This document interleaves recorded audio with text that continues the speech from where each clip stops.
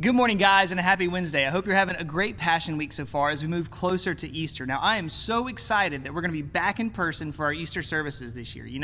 I can't wait to at least see your smiling eyes as we gather together to celebrate Jesus and what he did. We have services here on Saturday night and on Sunday morning to make as much room possible for you guys as we can. So you can get some more info on that on the church Facebook page, probably some emails that are coming out as well. So far this week, our pastors have been walking through the chronology of the Passion Week with connections to events that were happening each day, right? That's been our 5 for 5s. And as we look at Wednesday, we see the cross is getting closer and closer, and everything is speeding up. The timeline and the history-shaking events of this weekend are falling into place just as God intended them to fall into place. And yet there's an amazing interaction that happened on Wednesday that I want us to look at for just a few seconds today and then get on about our week. Now, Judas is just about to walk out of the door and close the deal for the life of Jesus. And he's still in the room right now, and his emotions are kind of all over the place.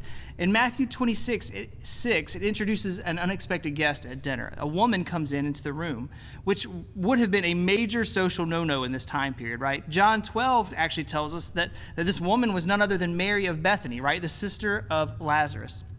Mary entered the room carrying this jar of very expensive perfume, and it pours out over Jesus. And Matthew 26:8 shows the response to the disciples that were sitting around the table. They said, "Why this waste?"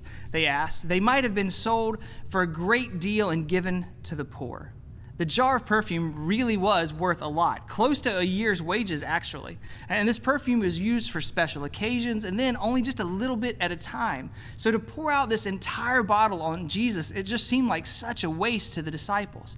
But to Mary, it was exactly what she was supposed to do with that bottle of perfume, right? She was showing everyone in that room just how much Jesus meant to her without ever saying a word.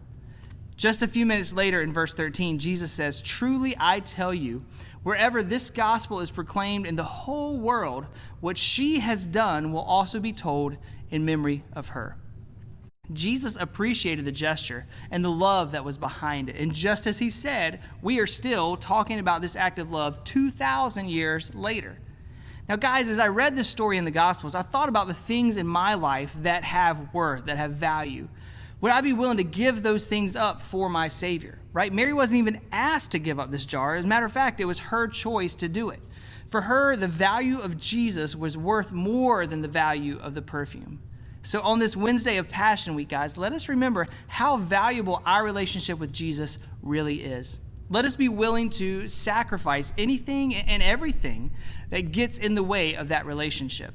The next couple of days, we're going to see just how important we are individually to Jesus as he walks towards the cross and walks towards the grave. Just like Mary poured out all the perfume, Jesus pours out all of himself for us. Guys, appreciate the enormity of that sacrifice this week and take a few minutes sometime to tell someone else just how much that means to you. So guys, as Wednesday closes out in the Passion Week, we see Judas slipping out the back door and heading out of dinner, and he's going to the high priest to negotiate the fee for what he's about to do, and we're going to hear some more about that in the coming days. Guys, have a great rest of your Wednesday, and we will see you all for Easter.